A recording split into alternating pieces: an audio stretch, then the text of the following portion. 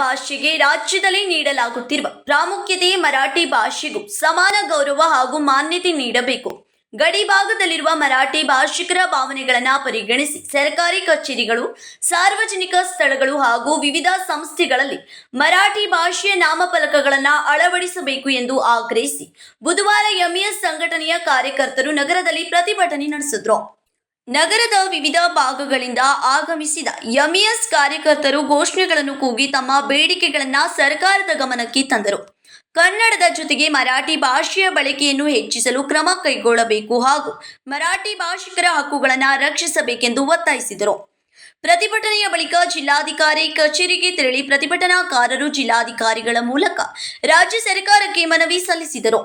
ಬೆಳಗಾವಿ ಸೇರಿದಂತೆ ಗಡಿ ಭಾಗಗಳಲ್ಲಿ ಗಣನೀಯ ಸಂಖ್ಯೆಯಲ್ಲಿ ಮರಾಠಿ ಭಾಷಿಕರು ವಾಸಿಸುತ್ತಿದ್ದು, ಅವರ ಭಾಷೆ ಮತ್ತು ಸಾಂಸ್ಕೃತಿಕ ಹಕ್ಕುಗಳಿಗೆ ಸೂಕ್ತ गौरव ದೊರೆಯಬೇಕು ಎಂದು ಮನವಿಯಲ್ಲಿ उल्लेखिಸಲಾಗಿದೆ. इंटिमेशन देण्यासाठी आधी इथं जमलेलो आहोत. परवा झालेल्या मध्यवर्तीच्या बैठकीमध्ये 30 तारखेच्या आम्ही ठरवलं की ज्याप्रमाणे 1990च्या अगोदर बेळगावमध्ये परिस्थिती होती, सर्व सरकारी ऑफिसमध्ये कानडी, इंग्लिश आणि मराठी असे बोर्ड होते आणि आस्थापनावरती सुद्धा मराठी, कानडी, इंग्लिश असे बोर्ड असायचे. पण आता गेल्या 7-8 महिन्यामध्ये अधिकारी आणि काही संघटना ह्या बळजबरी करून ते बोर्ड काढायला लागलेत, ते झाकायला लागलेत. अशा प्रकारचं काम ह्या सीमा भागामध्ये होऊ नये, कारण हा भाग सुप्रीम कोर्टामध्ये न्यायप्रविष्ट आहे आणि हा विवादित आहे, प्रश्न सुटलेला नाही आहे आणि त्या दृष्टीनं इथं कन्नड सक्तीचा कायदा लागू करू नये अशा प्रकारचं निवेदन देऊन आम्ही 22 तारखेपर्यंत कुठल्याही प्रकारची ॲक्शन घेतली नाही तर 22 तारखेला मोर्चा काढणार आहोत. 22 तारखेचा मोर्चाचं कारण म्हणजे महाराष्ट्र सरकारचं अधिवेशन हे 22 तारखेपर्यंत पावसाळी अधिवेशन सुरू होत आहे आणि त्या ठिकाणी त्यांना आमच्या समस्या कळाव्यात आणि या समस्यावरती त्यांनी कर्नाटकाच्या मुख्यमंत्र्याशी किंवा कर्नाटक सरकारची बोलणी करावीत आणि कणखर भूमिका घ्यावी, या दृष्टीने आम्ही हा मोर्चा काढणार आहोत. आणि या मोर्चाच्या तयारीसाठी आजपासूनच प्रत्येक गावातील, प्रत्येक विभागातील कार्यकर्त्यांनी कामाला लागावं. जास्तीत जास्त लोक या मोर्चामध्ये सहभागी होऊन इथली मराठी संस्कृती, मराठी भाषा ही जपायचं काम आपण करूया, एवढंच मी या ठिकाणी सांगू इच्छितो. ಸಾರ್ವಜನಿಕ ಸ್ಥಳಗಳು, ರಸ್ತೆ ಸೂಚನಾ ಫಲಕಗಳು ಹಾಗೂ ವಿವಿಧ ಸರ್ಕಾರಿ ಕಚೇರಿಗಳ ನಾಮ ಫಲಕಗಳಲ್ಲಿ ಕನ್ನಡದ ಜೊತೆಗೆ ಮರಾಠಿ ಭಾಷೆಯನ್ನ ಅಳವಡಿಸುವ ಮೂಲಕ ಭಾಷಿಕರ ಭಾವನೆಗಳಿಗೆ ಸ್ಪಂದಿಸಬೇಕೆಂದು ಆಗ್ರಹಿಸಲಾಯಿತು. लावावेत यासाठी आपण मार्चमध्ये मोर्चा काढणार होतो, पण बेळगाव भागातल्या यात्रा, लग्न कार्य हे सर्वाचा विचार करून आम्ही पुढची तारीख घ्यायची ठरली होती.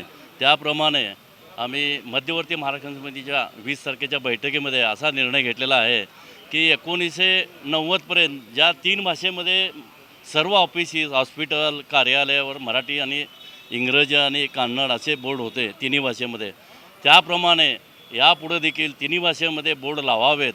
हा प्रश्न कोर्टात आहे, हा अनिर्णित आहे, हे कर्नाटकाने मान्य केलेला आहे. तेव्हा अशा परिस्थितीत जोपर्यंत हा सुप्रीम कोर्टाचा निकाल लागणार नाही तोपर्यंत कर्नाटक सरकारनं ह्या तिन्ही भाषा ठेवाव्यात. निकालानंतर त्यांना काय करायचं ते करू देत, पण तोपर्यंत त्यांनी आपल्या तिन्ही भाषेमध्ये ठेवावं. आज जरी या DC ऑफिसमध्ये किंवा कुठल्या ऑफिसमध्ये आलं तर माणसांना विचारावं लागतं आहे की हे ऑफिस कुठलं आहे. ही परिस्थिती येऊ नये यासाठी त्यांनी इंग्रजी आणि मराठी आणि कानडी भाषेत त्यांच्या कानडी भाषेचं किती % लिहायचं ते लिहू देत, पण मराठी आणि इंग्रजी हे लिहावं. यासाठी आम्ही 11 ऑगस्ट गेल्या वर्षी 2025ला डेप्युटी कमिशनरना निवेदन दिलं होतं. आज 9 महिने झाले, कुठलीही हालचाल डेप्युटी कमिशनरने केलेली नाही. मध्यंतरी त्यांनी असं सांगितलं होतं की दोन्ही राज्याच्या अधिकाऱ्यांना बोलवून आपण निर्णय घेतो म्हणून, तोही निर्णय त्यांनी घेतला नाही. आज 9 महिन्यानंतर आपण परत या DCच्या दरवाजासमोर आलेलो आहोत. तेव्हा यांनी जर या 15 दिवसात कुठलाच निर्णय घेतला नाही तर मात्र आम्हाला भव्य असा मोर्चा काढून याला विरोध दर्शवण्यासाठी मोठ्या प्रमाणात यावं लागेल. ही परिस्थिती येऊ नये. मागच्या वेळी त्यावेळेचे हेच कमिशनर आणि पोलीस कमिशनर दोघांनी सांगितलं होतं की मोर्चा रद्द करा आणि शिष्टमंडळ आणून आमच्याशी चर्चा करा. त्याप्रमाणे आम्ही मोर्चा रद्द केला होता गेल्या वर्षीचा आणि त्याप्रमाणे त्यांच्याशी चर्चा केली 11 ऑगस्टला आणि निवेदन दिलं होतं, पण त्या निवेदनाची आत्तापर्यंत पूर्तता केली नाही. त्यासाठी आम्हाला हा निर्णय घ्यावा लागला आहे आणि हा निर्णय आम्ही तंतोतंत अंमलात आणणार आहोत.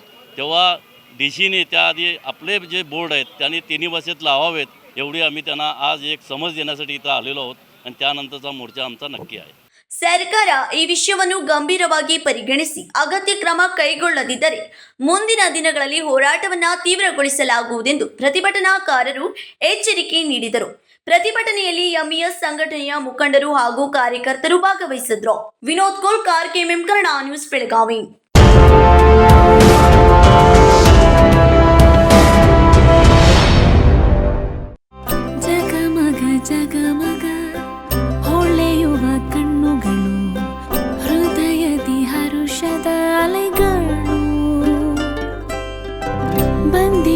ಶುಭಗಳಿಗೆ ಪ್ರೀತಿಯ ಗಳಿಗೆ ರೇಷ್ಮೆಯಲ್ಲಿ ಸುತ್ತಿದ ಸ್ವರ್ಣಗಳಿಗೆ